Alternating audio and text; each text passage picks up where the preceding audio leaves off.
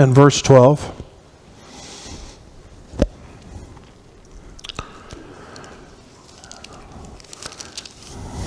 We're going to entitle this evening, The Priority of Prayer.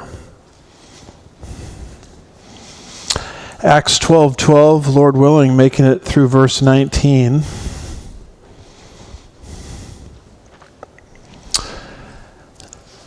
Kind of a difficult chapter in the sense that this chapter 12 of the book of Acts, records the fourth persecution of the church in Jerusalem. We've had the death of James, verses 1 and 2. This is the first time a apostle has been targeted by the unbelieving nation of Israel and martyred. And that led to Peter's imprisonment, verses 3 through 5. So Peter was marked for execution. Herod Agrippa was just waiting for the proper feast days to get out of the way. But Peter was about to die. And then the highlight of the chapter is Peter's miraculous escape from prison. So the last time I was with you, Peter, through the influence of an angel, released him from his prison. So he's out of prison, verses 12 through 17, and what does he do? Well, he travels to Mary's house. So verses 12 through 17 record his arrival at Mary's house after he's released from prison. So he arrives at Mary's house, verse 12. There's this interchange or exchange between Peter and Rhoda at sort of the doorstep of Mary's house, verses 13 through 15, and then Peter meets the disciples, verses 16 through 17, having been released from prison. So notice, first of all, Peter's arrival at Mary's house, and we see that there in verse 12. Acts 12:12. It says, when he had realized this, he went to the house of Mary, the mother of John, who was also called Mark, where many were gathered together and were praying. Now notice the beginning of verse 12. It says, when he realized this. What does that mean? Well, if you drop back to verse 11, towards the beginning of the verse, it says, when Peter came to himself, he said, now I know for sure that the Lord has sent forth his angel. So remember earlier in the chapter, Peter, as he's being released from prison by an angel in the middle of the night, as far as we can tell, he doesn't really know if this is really happening. You know, is this a dream or is this really a prison escape?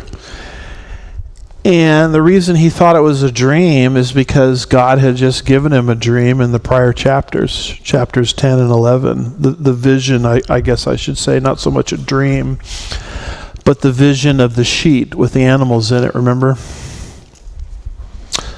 So that really wasn't a real sheet that fell down. That's just what Peter saw in the vision. So as he's being released from prison by an angel, he's trying to figure out, is this the real deal? You know, is it live or Memorex, as the commercial used to say? But he's come to the realization, you remember, back in verse 11, that this really is a real prison escape. Peter, you really got out of prison. An angel helped you.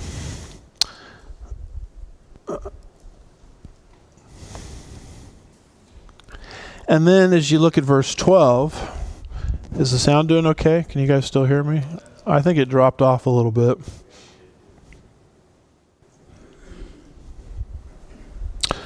How's that? It's a little better.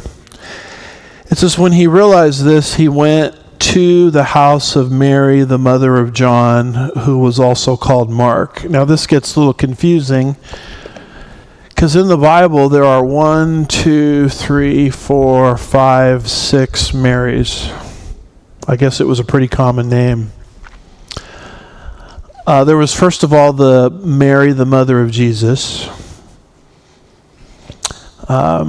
Also the mother of the half-brothers of James and Jude, the half-brothers of Christ. That's Mary, number one. And then number two, there's Mary of Bethany, sister of Martha and Lazarus. Then there's Mary Magdalene. Then there's Mary, the wife of Cleopas. Then there's Mary, the mother of James and John.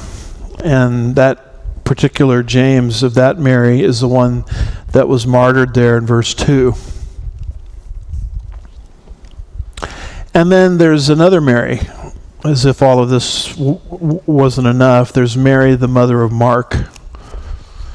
So it's that last Mary that we're dealing with here. He went to the house of Mary, the mother of John, who was also called Mark. So here we're introduced to this guy named John Mark, the son of this particular Mary.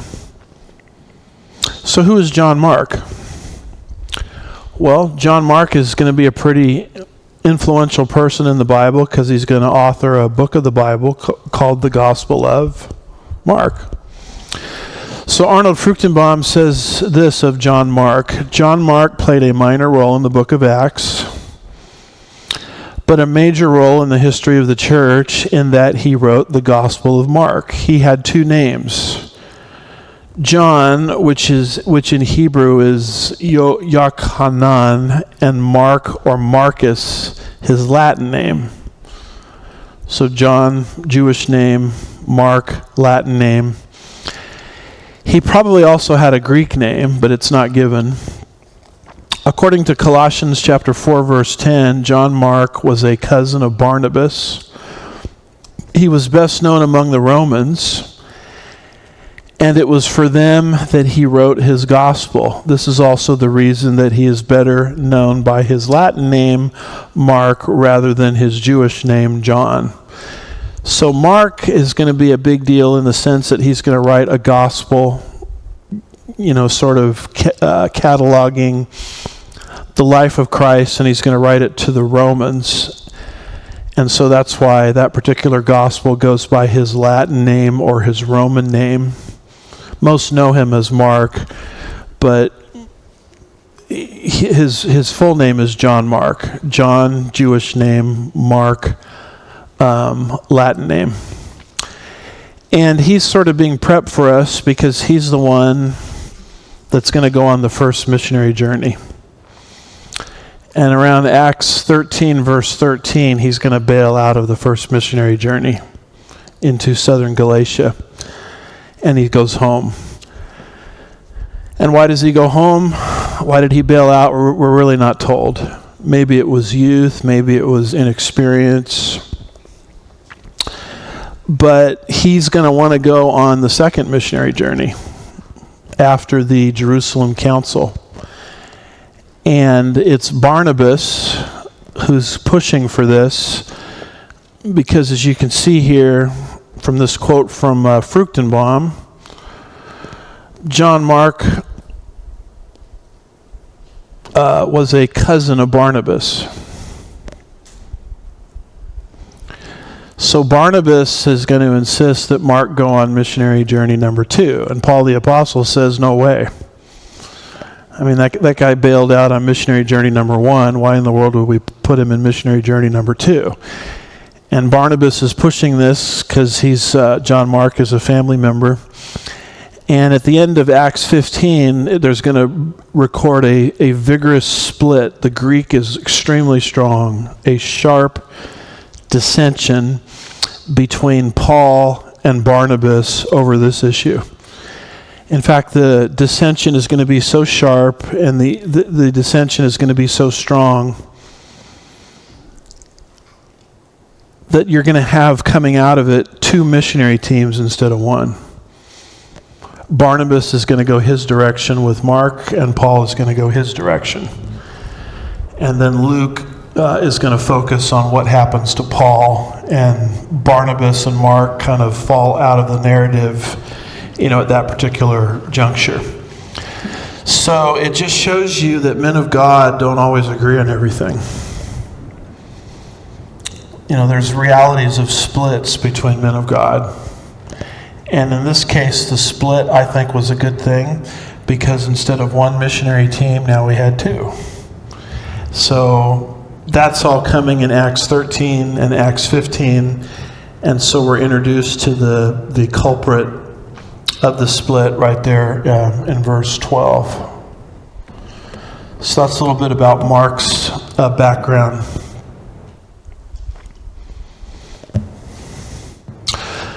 Fruchtenbaum continues, and he says, John Mark appears a total of 8 times in the New Testament. Acts 12 twice, Acts 15 twice.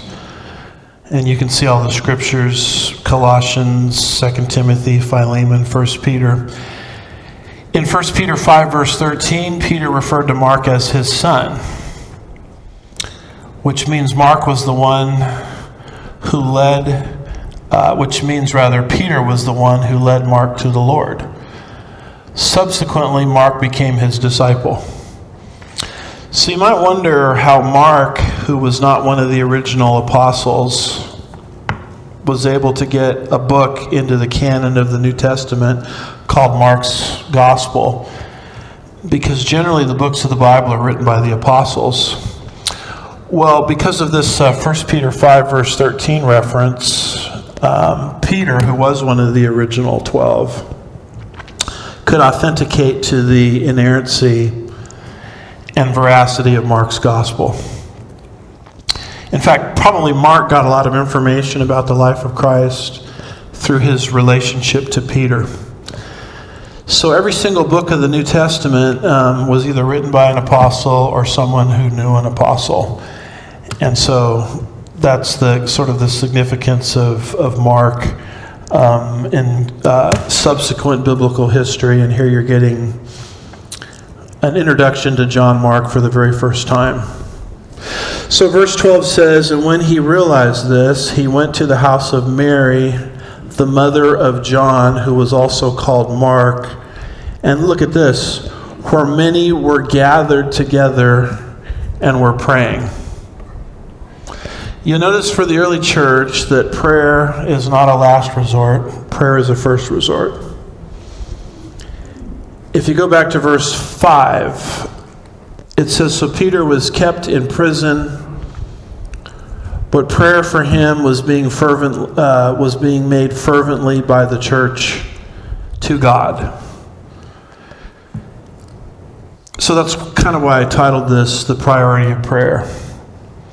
You'll notice for the early church when they got into trouble, and they got into trouble here, they just had one of their apostles martyred, and the next one arrested and about to be martyred. You notice they didn't picket. They didn't get on social media and complain about the government. They didn't do all the things we do, in other words, that I do. Their first order of business was immediately to pray. So that's where the power of the Christian is. It's in prayer. Not that picketing and all these other things don't have a place, but I think sometimes, at least in my life, they have a tendency to eclipse prayer and not supplement prayer. You see the exact same thing in the life of Daniel. Nebuchadnezzar had a dream, and he told his soothsayers back in Babylon, 6th century BC, his magicians and his wise men, don't just interpret the dream, but tell me what the dream was. How would you like to have Nebuchadnezzar as a boss? Talk about an impossible standard. Oh, and by the way, if you don't give me the dream and its interpretation, then all of your heads are going to be cut off. You can see what a tough job that is. So what does Daniel and his 3 friends, Shadrach, Meshach, and Abednego, do as their first order of business? I mean, the very first thing they did. The very first thing they did was not complain, not petition, but the first thing they did is they started to pray. Daniel chapter 2 verse 11 says, so that they might request compassion from the God of heaven concerning this mystery, so that Daniel and his friends would not be destroyed with the rest of the wise men of Babylon. Because Daniel was now marked for destruction, as was or were Shadrach, Meshach, and Abednego, because they were considered wise men in training. So all of their lives are on the line here if they don't cough up not just the interpretation of the dream, but what the dream was. And so they're put in this impossible, pressure-filled situation, and the first order of business is prayer. That's what the early church was doing here with Peter. And so it's sort of convicting, because I know the way I live my life many times is I pray kind of as a last resort. Nothing else seems to be working. I better pray. When you can see from these Bible characters, the first thing they did was pray. So Peter has arrived at Mary's house, and now there's this exchange between Peter and Rhoda. Verses 13 through 15. Peter knocks on the gate. It's not really the door, but it's the gate. And it says there in verse 13, when he knocked at the door of the gate, a servant girl named Rhoda came to answer. So what does this mean, Peter knocked at the gate? How do you knock at a gate? Well, it's not the door to the house that he knocked on, but it was the door that led through the gate into a passage which led to the house. So he's not outside the door knocking, he's outside the gate knocking. If the gate opens, there's a pathway leading to another door leading to the house. So he must have been knocking pretty loudly, I would think, to be heard. And then you run into this servant girl named Rhoda. To my knowledge, is the only place she's mentioned in the whole Bible. It says a servant girl named Rhoda came to answer. And that's a pretty good position to be in, as servant. Jesus said the servant is in the greatest position of all.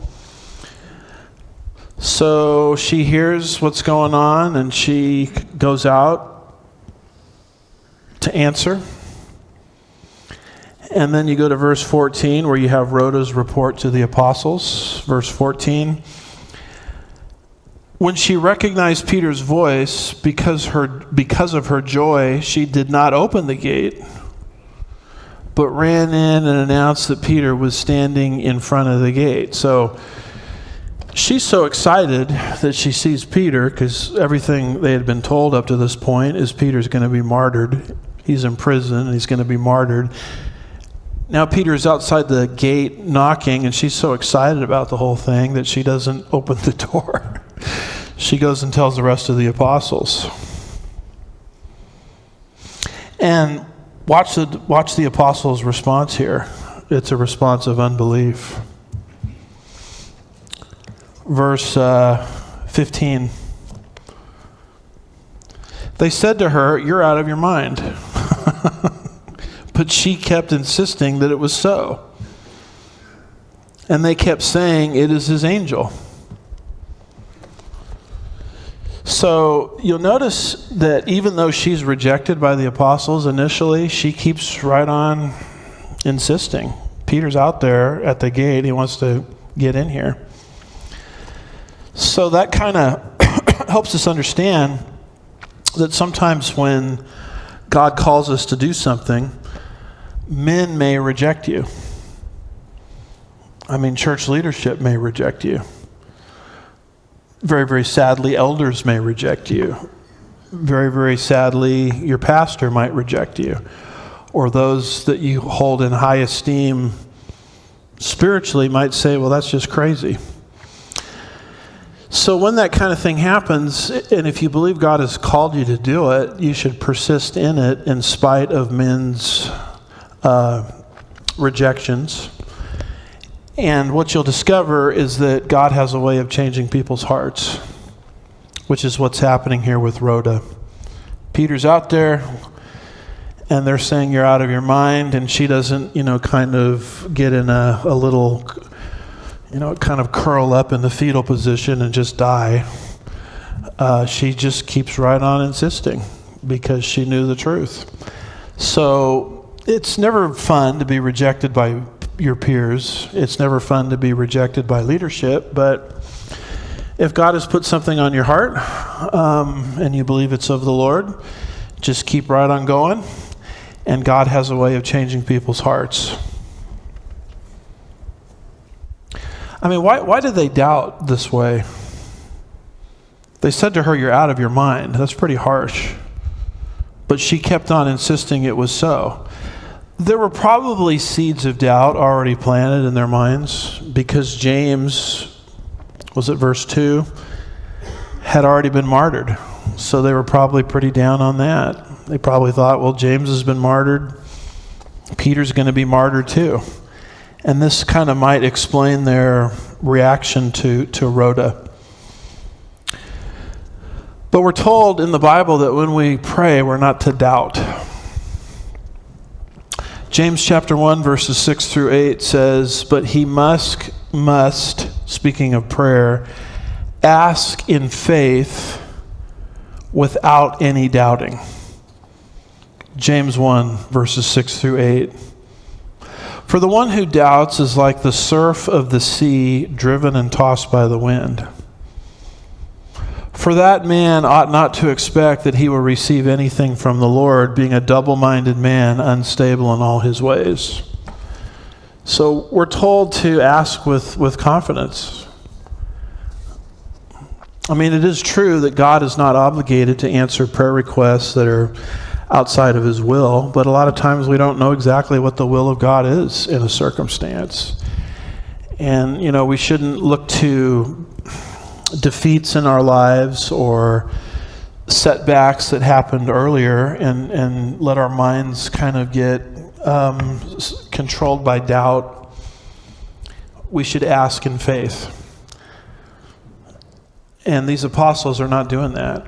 They've been asking the Lord for Peter's release.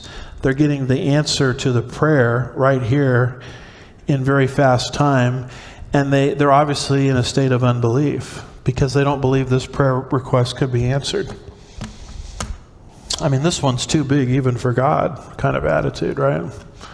I mean, we can get like that. We can look at how big an obstacle is and say, well, I guess God can't even handle this one, as if God has any problem with anything. As the scripture says, there's nothing impossible for the Lord.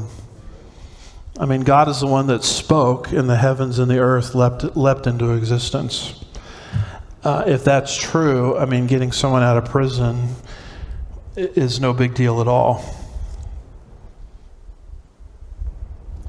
And then they make this statement here at the end of verse 15, and they say this. They kept saying to Rhoda, in other words, concerning Peter, "It is his angel." What a weird statement. Number one, you're out of your mind, and number two, you're seeing his angel. What does this his angel stuff mean? Well, it's a statement rooted in truth. There is a reality of guardian angels in the Bible. When you get into the Jewish literature on this was a well-attested belief. But I mean, you know some of the scriptures on this already. Matthew 18, verse 10. "See that you do not despise one of these little ones, for I say to you that their angels, their possessive angels in heaven continually see the face of my Father who is in heaven." And then we have Hebrews 1, verse 14, makes a statement of angels. It says, "Are they not all ministering spirits sent out to render service for the sake of those who will inherit salvation?" Salvation there being future tense of salvation, our glorification, which we are candidates for. We're going to inherit salvation. And so to make sure that we arrive at our intended destination, we have guardian angels. I mean, how many angels do you have? Do you have one? Do you have two? Do you have three? I don't know. I do know this much, that when God created the angels, I think it's in Revelation 5, around verse 11, verse 10, verse 11, it says there were myriads upon myriads of angels. And the way that reads in the Greek is 10,000 times 10,000. That's why they're called stars. Just as the stars can't be counted, you can't put a mathematical number on the angels. So there's a lot of them. I know that when we have the Luciferian rebellion, a third fell with Lucifer, who became Satan. You'll get that number from Revelation 12, verses 3 through 8. So that means that 2/3 of them are on our side. Does that make you feel better? I mean, the ones that are fallen are pretty bad. Let's be truthful. That's why we're told to put on the full armor of God, and that we wrestle not against flesh and blood, but against principalities and powers and rulers of this dark world. That's all true. But 2/3 of them are on our side. I mean, that's great. I'll take that number any day of the week. And not only that, I've got a God that's omniscient, omnipotent, and omnipresent on my side. All-knowing, everywhere at the same time, all-powerful. Plus, a super majority of the angels are on my side. So I'm going to arrive at my intended destination in glory one day. And God is going to help me every step of the way. So there is truth to this statement.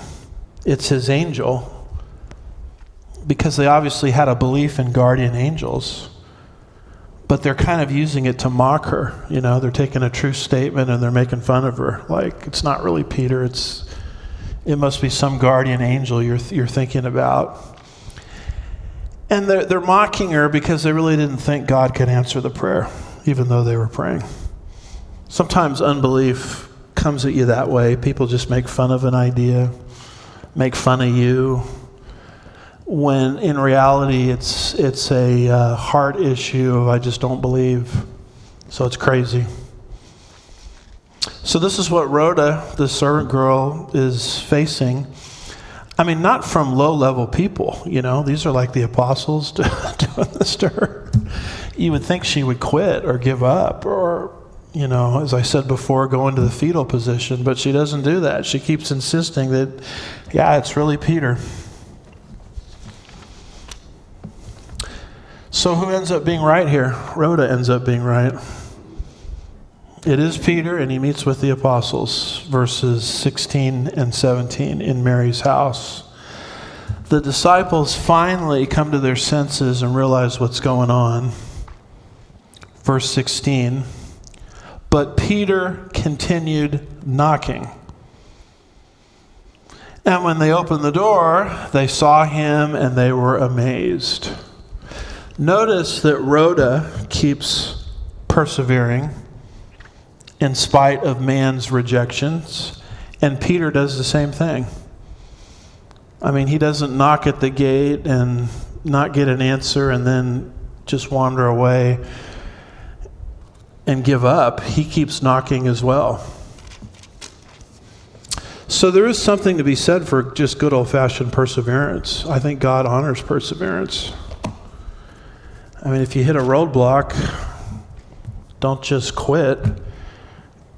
Don't just quit when people reject it, or don't just quit when you don't immediately get an answer. Keep going. Reminds me of what Jesus said in the Sermon on the Mount, Matthew 7 through 11.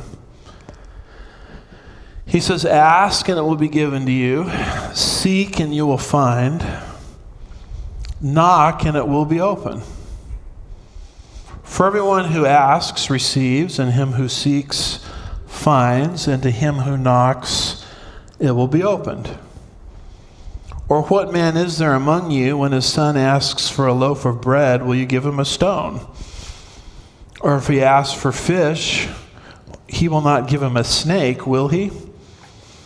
If you then, being evil, know how to give good gifts to your children, how much more will your Father who is in heaven give what is good, notice this, to those who ask him. So when you go back to Matthew 7:7, it says ask, but don't just ask, seek. And don't just seek, knock. That's perseverance. The last time I tried studying that in Greek, I think, if I remember right, what it's actually saying is ask and keep on asking. Seek and keep on seeking. Knock and keep on knocking. Reminds me of the parable Jesus told about the unrighteous judge, remember? In Luke's gospel. I can't remember exactly where that is. I think it's around Luke 18, somewhere in there, if memory serves. But it basically deals with this judge who is just an unrighteous guy. Doesn't care about anybody but himself. And this widow kept petitioning her case before him over and over again. And the point of the parable, Jesus says, is finally this judge just gave in to this lady because he wanted her to go away. And if a judge with that kind of character answers petitions, how much more will your Father who is in heaven respond to petitions? Who doesn't have a defective character like this judge that just wants to get rid of somebody? So a lot of people say, well, the judge is God. No, the judge is not God. The argument is from the lesser to the greater. The judge was not godly at all. But he responded to a perpetual petition. If someone with that limited character can do it, why would we expect God to do any less? And the whole point of it, Jesus gets, well, I think this is what prefaces it. He says men ought to pray and not faint, is what he says.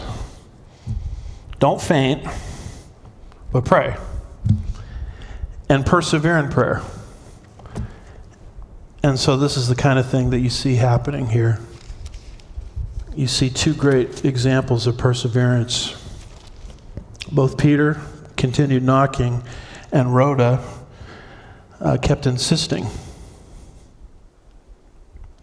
Verse 16 of chapter 12 says, Peter continued knocking, but when they had opened the door, finally they opened the door, they saw him, Peter, and were amazed.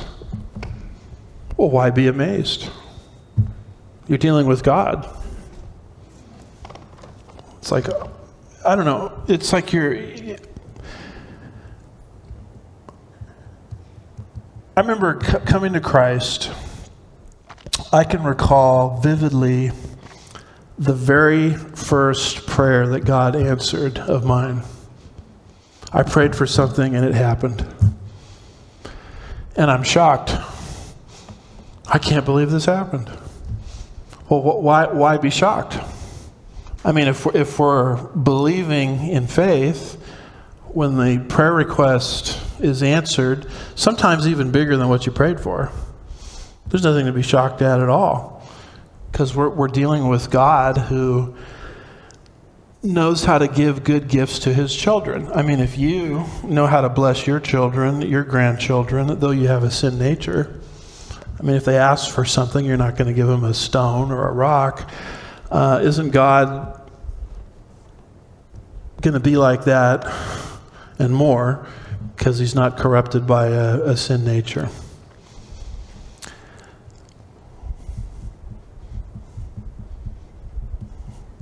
I don't know how much more I want to go with this, but it seems to me in the Bible church movement, this is one of our weaknesses. We're really good at exegesis and calculations and budgets and formalities. I'm not putting any of that down, that all that stuff needs to be done. But sometimes I'm wondering if that sometimes becomes a substitute for just good old-fashioned faith. Praying to God for something and expecting his hand to move, because we're dealing with God. So Peter, upon this realization that it really is Peter, it's not his angel, he meets the apostles. I guess I should say he reunites with the apostles, and he gives an explanation, and then he gives them a charge, verse 17. So notice the first part of verse 17. But motioning to them with his hand to be silent, I mean, they were talking. Why? Because they were stunned and startled, and that's what stunned and startled people do. They start talking. Oh my goodness, I can't believe it. So he takes his hand out, which is a polite way of saying, y'all just shut up for a minute. But motioning to them with his hand to be silent, he described to them, look at this, how the Lord had led him out of the prison. And he said, report these things to James and the brethren. The word described there is, let's see if I can pronounce this right, egesado, I think is how you pronounce that, which means to give the full story. So Peter gives the full account on exactly how he got released from prison with angelic help. And it's hard to do that when everybody's talking, right? So he's got to quiet him down. And then he gives this full account. And then he gives this charge to this group that's huddled there in Mary's house. I mean, this was probably the house church that Peter presided over, because the church in Jerusalem at this point obviously didn't have sanctuaries and church buildings. They met in homes, and they were sort of, because of persecution, they were scattered throughout Jerusalem. Each of the disciples probably headed up a house church. I'm thinking this was the house church that Peter headed up. That's why he went back there, and that's why they were praying for him, etc. But he says in verse 17, report these things to James and the brethren. Now, who's James? It's a little tricky because according to Acts 1, verses 13 and 14, there's 4 James. Now there's 3 because one of them just got martyred, right? James, the brother of John, the son of Zebedee, one of the sons of thunder. So what James is he talking about here? Well, this would be James, the half-brother of Jesus. Because the Virgin Mary, the Holy Spirit used her womb to bring Jesus into the world. The virgin-born Son of God. But then after he was born, contrary to what Roman Catholicism will tell you, Mary and Joseph, let's get it right here. Mary and Joseph, who were married, then had a normal sexual relationship. And from that sexual relationship, following the virgin birth, came the half-brothers of Jesus. These were brothers that shared the same mother, but they didn't share the same father, because Joseph was not the biological father of Jesus. But Joseph was the biological father of these other brothers, so we refer to them as the half-brothers of Christ. 2 of them wrote books of the Bible. One of the half-brothers of Christ wrote the Epistle of James. The other half-brother of Christ wrote another book of the Bible that's 1 chapter called the Book of Jude. Good. And so it was James, the half-brother of Christ, that became the pastor of the church at Jerusalem. He's going to become pretty prominent with the Jerusalem council meeting in Acts chapter 15. And he's the one that's going to write that 5-chapter book called the Epistle of James. So he's a leader in the church, and that's why Peter tells this group, in this house church consisting of some disciples to communicate my full disclosure of what just happened to James, because he is a leader in the early church. And I love this verse 17, how Peter glorifies the Lord. Verse 17, but motioning to them with his hand to be silent, he described to them how the Lord had led him out of the prison, and said, report these things to James and the brethren. Peter doesn't take any credit. I mean, there's no credit for Peter to take. He was asleep when the angel woke him up and said, it's time to go. I mean, it was miracle after miracle that got him out of that place to Mary's house. So you don't see Peter, talking about his 5-step approach to his great escape. Escape from Alcatraz. Here's how I did it. He doesn't glorify in himself at all. He gives glory right back to the Lord where it belongs, which is how we should be when the Lord delivers us.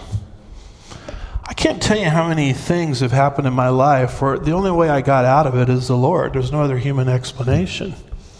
But there's such a human tendency to want to take credit for it, like I did this and I read that and I was in the right place.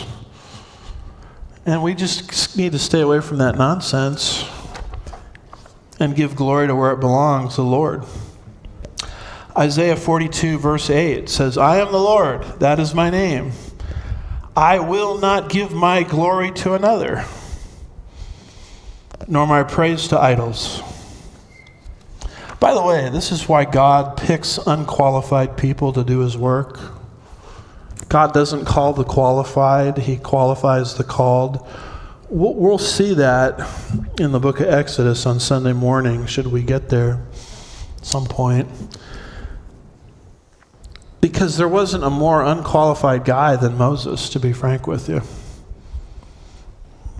And yet that's the kind of guy God wants to use. Because the problem with using the qualified person is the qualified person has a tendency to step into the limelight and somehow communicate that what happened because of them and their talents and their credentials. So that's a problem God has with people. So one way around it is he just picks people that are totally unqualified. Where something happens and you say, well, it couldn't have been that guy that pulled it off. He's totally unqualified. Therefore, God gets the glory. So God doesn't, as you look in the Bible, he doesn't go around, whether it's Gideon, Moses, even the disciples, they weren't much when the Lord found them. He doesn't pick in some cases he does. There's a Paul. But in other cases, he just picks run-of-the-mill people.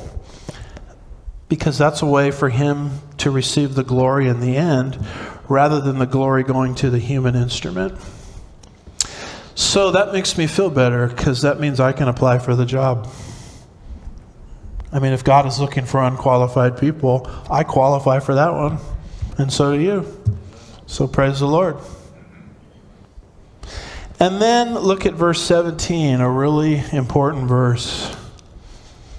Or 10th of a verse. It says, then he, after giving this injunction, Peter, then he left to another place. What does that mean, he left to another place? Arnold Fruchtenbaum says, after having spoken to the disciples, Peter departed and went to another place. He fled out of Jerusalem. Luke chose not to disclose where Peter went. But we do know about Peter's travels from other passages. According to 1 Corinthians 9 verse 5, he had an itinerant ministry, along with his wife, by the way. So Peter was married. Because Paul says, do I not have a right to take on a believing wife, as does Cephas, Aramaic name for Peter, and the rest? So we know from 1 Corinthians 9 verse 5 that Peter was married. Roman Catholicism wants you to believe that Peter bought into the celibacy of the priesthood because he was the first pope. It's not what the Bible says. The Bible says he had a wife. Mentioned earlier, Mary had other children after the virgin birth of Jesus, the half-brothers of Christ. Roman Catholicism wants you to believe in the perpetual virginity of Mary. She stayed a virgin her whole life. The Bible doesn't say that. The Bible says there's these half-brothers of Christ that came through Mary and Joseph. According to 1 Corinthians 9 verse 5, he had an itinerant ministry. According to 1 Corinthians 1 verse 12, he, that's Peter, spent some time in Corinth. According to Galatians 2 verse 11, he was in Antioch of Pisidia. According to 1 Peter 1:1, he likely made his way to Asia Minor. And then according to 1 Peter chapter 5 verse 13, he went to Babylon. And you say, well, what does Babylon mean? Babylon means Babylon. One of the things people do in the book of Revelation when they see the word Babylon is they say Babylon doesn't mean Babylon because in 1 Peter 5 verse 13, we all know Peter went to Rome, but he used Babylon as a code for Rome. Well, that whole theory collapses if Peter actually went to Babylon. I mean, there's no reason why he couldn't have gone to Babylon. That's where the early believing Christians were located. It would have been a logical place for Peter to travel. There's a lot of circular reasoning that goes on. People say, well, we all know that Babylon is a code word for Rome in 1 Peter 5 verse 13. Well, how do we know that? Well, the book of Revelation uses Babylon as a code word for Rome. Then you take them over to Revelation 17 and 18, and they say, we all know that Babylon is a code word for Rome. Well, how do you know that? Well, that's the way it's used in 1 Peter 5, verse 13. It is hilarious to watch this happen. Complete and total circular reasoning. The truth of the matter is Babylon means Babylon in 1 Peter 5, verse 13. And Babylon means Babylon in Revelation 17 and 18. But if you start talking like this, you're accused of being unscholarly. You're not being academic enough. You're being literal. Well, yeah, I'm going to be literal here. Because if the Bible's not literal here, maybe it's not literal other places. Whenever you get an opportunity to take the Bible at face value, take it at face value. But at any rate, at this point, Peter kind of drops out of the book of Acts. Peter is the apostle to the circumcised. Paul is the apostle to the uncircumcised. Galatians 2 verses 7 and 8. And at this point, there's a big transition going on as Peter has been the main guy, but he's phasing out of the narrative. He still has a life in Christ. He still has a big ministry in front of him. He even has a martyr's death in front of him through which he'll glorify the Lord.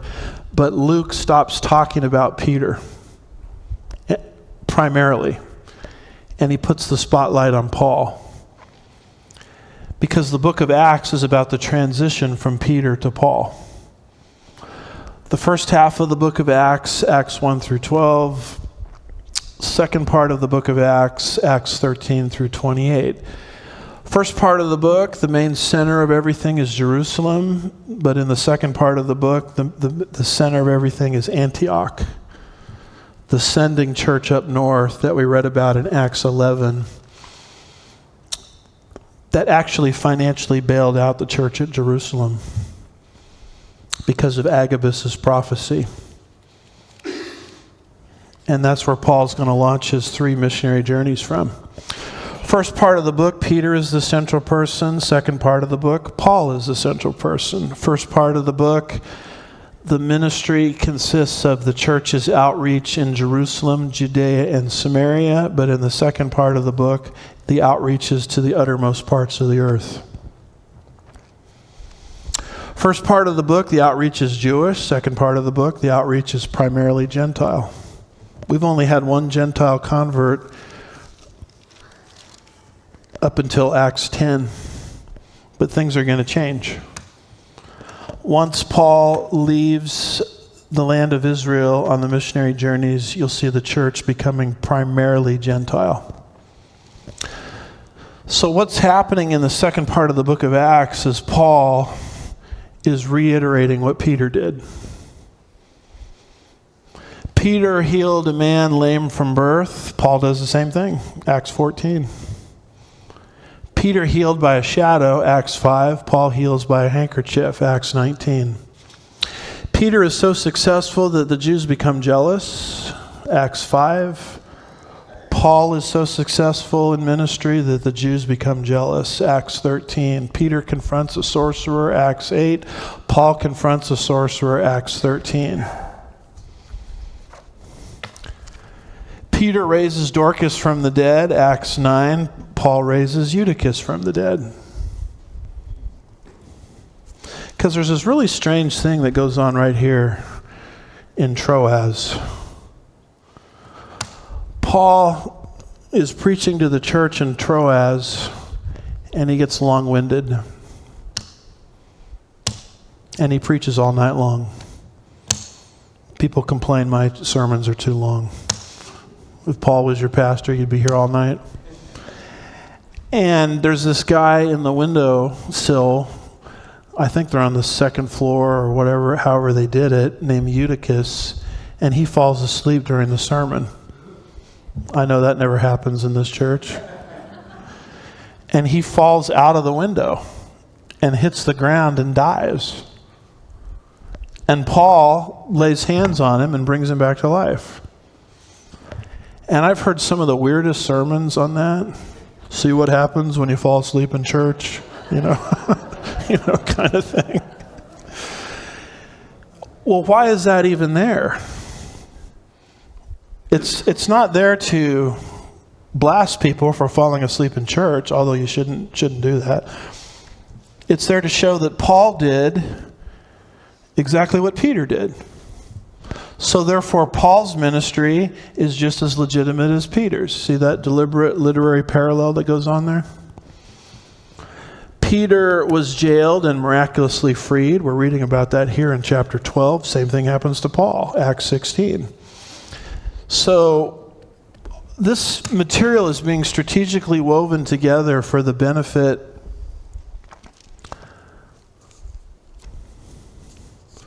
of the recipient of the book, Theophilus, who was a Roman Gentile, who's wondering, is Christianity for him because the whole thing looks so Jewish? And when he reads this and he sees these parallels and he understands that Paul, in his ministry to the Gentiles, was just as legitimate as Peter's ministry to the Jews, because Paul did the exact same things that Peter did. He's going to read this and say, you know what? The gospel reaching me was as much of God as was any outreach to the Jews. Therefore, I'm not going to question anymore whether I, Theophilus, a Roman Gentile, was ever contemplated in the plan and program of God. So that's what all of this means when it says Peter went to another place. Now, Herod Agrippa is going to die, verses 20 through 23, which obviously we're not going to get to tonight. Herod Agrippa, who was going to martyr Peter before Peter escaped, that guy is going to die, which is going to give Peter confidence to come back to Jerusalem momentarily to participate in the Jerusalem Council, Acts 15. But after that, we just don't hear anything about Peter. The whole spotlight is on Paul.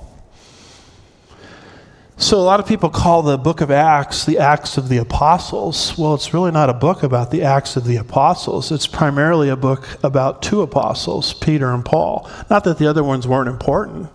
It's just they don't fit Luke's literary purpose in writing as he is addressing Theophilus. And then you come to verse 18 and you see the results of Peter's escape. First of all, on Herod. Verse 18, look at the soldiers' reaction. It says, "Now when day came, there was no small disturbance among the soldiers as to what could have become of Peter." The soldiers are in a state of great disturbance because Peter got out of jail on their watch. Now you notice here it says there was no small disturbance. That's a figure of speech. The Bible speaks plainly, but it also speaks figuratively at places. And this is a well-known figure of speech called and I don't know if I'm even pronouncing this right, litotes, I think is how you say that. A litotes is an understatement or a negative statement to express an affirmation. So in other words, instead of saying something in the positive to express an affirmation, you say it in the negative. This is the opposite of hyperbole. And I'm quoting here from Dr. Roy Zook's book, Basic Bible Interpretation. When we say he is not a bad preacher, we mean he is a very good preacher. The understatement is made for emphasis. When Paul wrote, "I am a Jew, a citizen of no insignificant city," he meant that Tarsus was in fact a very significant city. See that? A litotes is at times a belittling statement, as in Numbers 13:33, "We seem like grasshoppers in our own eyes, and we look the same to them." Luke used a number of litotes. He spoke of no small disturbance amongst the soldiers, which is the verse we're looking at here, Acts 12, verse 18. Luke also spoke of no little business, meaning the business was very profitable. No small storm. These are all in the book of Acts, meaning the storm was big. When Luke wrote that Paul and Barnabas stayed in Antioch for a long time, the Greek has a litotes. It is literally, they stayed there not a little time. Paul belittled himself with a litotes in 1 Corinthians 15, verse 9, "For I am the least of the apostles." This statement of genuine humility was written to highlight God's grace in his life as an undeserving sinner. So it's this idea that you're expressing something big by making a negative statement. So when it says there no small disturbance amongst the soldiers, that's a way of a figure of speech. We're saying there was actually a big disturbance, a common figure of speech in the book of Acts. And then we'll end with verse 19. That's the soldiers' reaction to the escape, and now Herod's reaction to the escape. What does Herod Agrippa do? Verse 19, "When he had searched for him and had not found him, he examined the guards." Now the word for examine is anakrinos, meaning examine thoroughly. I want to know exactly how Peter got out of here.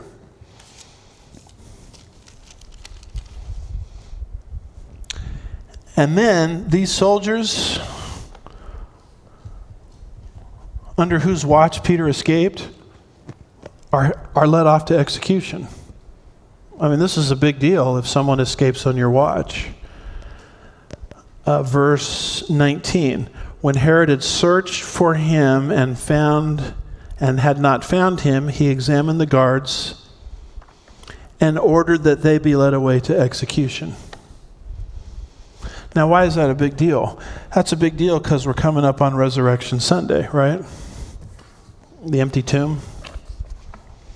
I mean, it would be a very, very easy thing for the early critics of Christianity to go into the tomb of Jesus, roll out Jesus in his corpse, and say he's never rose from the dead, he's right here. I mean, the Romans, the Jews, the skeptics could have shut down Christianity just like that. But they never did that. Why did they never do it? Because the tomb was empty. So the burden of proof shifts to the unbelievers to give me an explanation for the objective evidence of the empty tomb. And quite frankly, this is the best they can come up with. It takes more faith to believe these than it does the straightforward biblical account. Some say Jesus never died and he snuck out in the middle of the night. They say this was all, the resurrected Christ was a hallucination. When people saw the resurrected Christ, they were seeing what they wanted and not what was actually there. Well, you mean all 500 people had the same hallucination? I mean, when you study hallucinations, they're very personalized. A whole group of 500 people doesn't have the same hallucination. And they say, the tomb was empty because they all went to the wrong tomb Sunday morning. So none of them, I could imagine one or two of them may not have remembered exactly where the tomb was. They only buried him just a few days earlier. But every one of them went to the wrong tomb. And then one of the prominent theories, I've got it underlined there, is the body was stolen. Rome stole the body, Jews stole the body, the disciples stole the body. I'm here to tell you folks that body could not have been stolen, because if a body was stolen on your own watch as a Roman soldier, you were destined for execution. And you see that here in Roman law and Roman customs. When Herod can't find evidence for how Peter got out of jail, all of those soldiers, I think there was 6 of them, are now destined for execution. So when people cough up these things, someone stole the body, that's impossible, because the soldiers kept watch as aggressively as could ever happen, because they would be executed if the body was stolen on their watch. You see the same thing happening in Acts 16. Remember Paul and Silas had the opportunity to get out of jail in the middle of the night, and everyone else fled when there was an earthquake in Philippi and the chains were broken. But Paul and Silas stayed there to lead the Philippian jailer to Christ. Do you remember what the Philippian jailer said? When the jailer awoke and saw the prison doors open, he drew his sword. I'm in Acts 17:27. He drew his sword and was about to kill himself, supposing the prisoners had escaped. So if a prisoner gets out on your watch, you're destined for execution. And the Philippian jailer said, I might as well just kill myself now. That's when Paul and Silas say, don't harm yourself. We are all here. And then the Philippian jailer asks life's most important question, what must I do to be saved? So the fact that there was going to be an execution here of these prisoners, that's something to think about as we approach Resurrection Sunday, to dismiss the theft of the body theory. Confucius' tomb is occupied, Buddha's is occupied, Muhammad's is occupied, but Jesus' tomb is empty. You can take that right to the bank. And then finally, verse 19, what does Herod do when all of this is over? It says, then he went down from Judea to Samaria and was spending time there. Now, why is that a big deal? because that's a historically accurate statement. Here's where Jerusalem is. Herod Agrippa leaves and goes to Caesarea. I've been there myself, a beautiful coastal beach area. And Arnold Fruchtenbaum says this: it was then that Herod went down from Judea to Caesarea and tarried there. That was also a standard procedure for the ruler of Judea following the Passover. So this is the kind of thing that rulers did constantly. Around Passover time, Herod is just fitting the pattern. See, I guess what I'm trying to communicate is you're reading here a history book that fits the culture of the time. This is not a bunch of tall tales, Jack and the Beanstalk stuff. And then Fruchtenbaum says, once again, Luke proved his Jewishness by showing that from Jerusalem, one always goes where? Down. The king tarried in Caesarea because the city was the political capital and Roman headquarters of Judea. So when he says Herod Agrippa went down from Jerusalem to Caesarea, the guy that wrote this, we believe is Luke, obviously understood the topography and the geography of the nation of Israel, because Jerusalem is always located up. That's why the Jews, when they would go to celebrate the various feasts in Jerusalem, on their way up, sang the Psalms of Ascent. Why would they sing Psalms of Ascent? Because they're going up. If you want to know where the Psalms of Ascent are, they're in Psalm 120 through Psalm 134. Psalms of Ascent, psalms sung by devout Jews traveling to Jerusalem to celebrate the various feasts. That's why they're Psalms of Ascent, because they're going up. Herod, in this case, as he's traveling from Judea to Caesarea, which is what the kings always did at the close of Passover, is going down. So I love this kind of thing because it shows me that this book was written by someone with a first century understanding. So we'll read about Herod's death next week. So try to read, if you could, verses 20 through the end of the chapter. Father, we're grateful for your truth, grateful for your word that you've preserved for us. Help